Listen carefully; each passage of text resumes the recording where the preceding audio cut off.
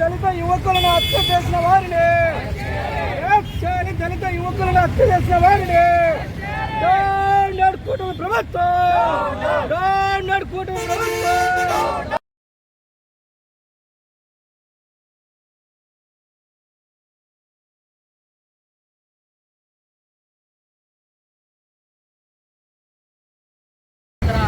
నదికి సంబంధించిన మండల సంబంధించిన వాళ్ళ గుండెపైన పెట్రోల్ పోసి దాడి చేయడం కావచ్చు. ఇవన్నీ దళితుల మరణాలు, ఇవాళ దాడులు, దళిత కుటుంబాలపైన దాడులు, ఆక్రమణలు ఇవన్నీ కూడా జరుగుతున్న నేపథ్యంలో జిల్లా పోలీసు యంత్రాంగం యొక్క ప్రధానంగా ఎస్సీ ఎస్టీల పైన దాడులు కూడా ఈ జిల్లాలో ఎక్కువ అవుతున్న నేపథ్యంలో రానున్న కాలంలో జిల్లా కలెక్టర్ కార్యాలయం ముట్టడింపు చేసి ఇవాళ ఎస్పీని సస్పెండ్ చేయాలనే దాంట్లో శాంతి భద్రతను పర్యవేక్షించడంలో పోలీసుల యొక్క మీద కమాండింగ్ చేసేయడంలో ఎస్సీలను సీలను ఎప్పటికప్పుడు ఎక్కడెక్కడ తప్పు చేసే వాళ్ళను చట్టపరమైన చర్యలు తీసుకోవడంలో నిర్లక్ష్యంగా జరుగుతుంది. కాబట్టి ఎస్ఐని బదిలీ చేయాలని లేకపోతే సస్పెండ్ చేయాలని లేకపోతే ఈ జిల్లా ఈ యొక్క అద్వానటువంటి చేతగానే ఎస్పీ జిల్లాలో అవసరం లేదని చెప్పి అదేవిధంగా జిల్లా కూటమి ప్రభుత్వం ఈ అన్నిటిపైన సమగ్ర విచారణ జరిపించే పద్ధతిలో అవసరమైతే జిల్లా కలెక్టర్ సైతం కలెక్టర్ ఎస్పీను వాళ్ళు మార్చి ఇవాళ అన్ని రకాలుగా అన్ని వర్గాలకు సమన్యాయం చేసే పద్ధతిలో అలాగే శక్తులను కట్టడి చేసే పద్ధతిలో ఇటువంటి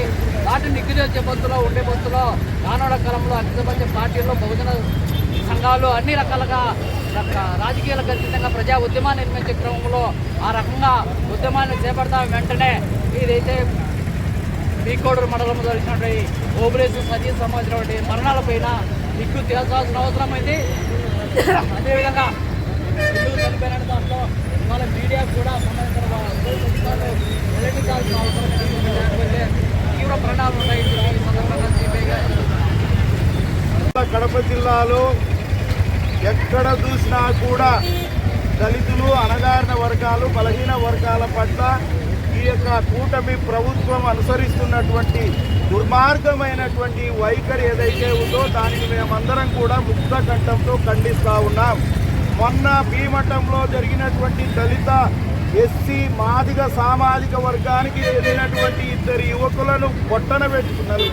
నలుగురు యువకులను దాదాపుగా ఆ బద్వేలు, మైదుకూరు నియోజకవర్గాలలో నలుగురు యువకులను పొట్టన పెట్టుకుంటే ఇంతవరకు వారిని పొట్టన పెట్టుకున్నటువంటి వాళ్ళు దోషులు, నిందితులను పట్టుకోకుండా వాళ్ళపైన కేసులు పెట్టకుండా వీళ్ళే స్వచ్ఛందంగా మరణించినారన్నట్టుగా తప్పుడు సాక్ష్యాలు, తప్పుడు ఆధారాలను సృష్టించి ఆ బాధిత తల్లిదండ్రులతోటి కూడా చెప్పించే ప్రయత్నము అక్కడ జరుగుతూ ఉంది. మేము ఒకటే మనవి చేస్తూ ఉన్నాం, ఈ కూటమి ప్రభుత్వంలో ఇంత దుర్మార్గంగా, ఇంత దారుణంగా, ఇంత అన్యాయంగా ఒకటేమైనా వరుస ఘటనలు జరుగుతూ ఉంటే జిల్లా యంత్రాంగము, పోలీసు యంత్రాంగము ఏం చేస్తోందని చెప్పేసి మేము అడుగుతా ఉన్నాం. మొన్న కూడా ఈ యొక్క సాక్షాత్తు జనవరి 26వ తారీఖు నాడు కడపలో కూడా ఇంత భారీ ఘటన జరిగితే ఆ ఘటనలో కూడా ఇంతవరకు దోషులను, నిందితులను పూర్తి స్థాయిలో అరెస్టు చేసి బాధితులకు న్యాయం చేయలేని పరిస్థితి ఈ జిల్లాలో కొనసాగుతూ ఉంది. ఈ జిల్లా ఉన్నతాధికారులు ఆ పక్క ఎస్పీ అయితేనేమి, ఈ పక్క కలెక్టర్ అయితేనేమి నిమ్మకు నీరెత్తినట్టుగా వ్యవహరిస్తూ ఉన్నారు. వీళ్ళకు పట్టనట్టు వ్యవహరిస్తున్నారు. ఇది మాకు సంబంధం లేదన్నట్టు వ్యవహరిస్తున్నారు. ఎప్పుడైతే సంబంధిత ఎస్హెచ్ఓ కానీ, సిఐ కానీ, ఎస్ఐ కానీ, డిఎస్పీ కానీ సక్రమంగా తమ విధులు నిర్వహించలేదు అని అంటే కనుక ఉన్నత స్థాయిలో ఎస్పీ పర్సనల్గా వ్యక్తిగతంగా మానిటర్ చేసి వాళ్ళపైన ఎక్కడైనా లొసుగులుంటే, లోపం ఉంటే, తప్పుడుగా వ్యవహరించింటే, నిర్లక్ష్యంగా వ్యవహరించింటే, వివక్షపూరితంగా వ్యవహరించింటే బాధ్యులపైన, అధికారులపైన చర్యలు తీసుకోవాల్సింది పోనిచ్చి ఇప్పటి వరకు 20 రోజులు అవుతున్నా కూడా బ్రహ్మంగారి మఠంలో దళిత యువకులను చంపి వాళ్ళను శవాలను కూడా ఇంటికి పంపించినటువంటి పరిస్థితి కళ్ళ ముందర జరుగుతూ ఉన్నా, చూస్తూ ఉన్నా, ఏం పట్టించుకోని పరిస్థితి ఉంది.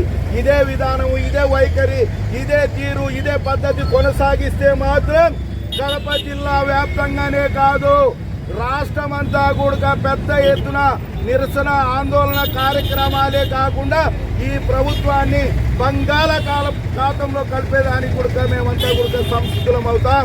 ఇవాళ బీఎస్పీ నేతృత్వంలో ఈ కార్యక్రమాన్ని ఈ చర్యను చేపట్టింది. మిగతా అన్ని అఖిలపక్ష పార్టీలు ప్రజా సంఘాలు పెద్ద ఎత్తున ఈ దళిత యువకులకు అండగా నిలబడేదానికి మేమంతా కూడా సిద్ధంగా ఉన్నాం. అక్కడ చలో భీమటానికి కూడా కొందరు మా సోదరులు పిలుపునిచ్చినారు. అంటే మీకు జిల్లా యంత్రాంగానికి ఎంతమంది స్పందించినా, ఎన్ని రాజకీయ పార్టీలు మాట్లాడినా కూడా మీ యొక్క విద్యుత్ ధర్మాన్ని, మీ యొక్క బాధ్యతలను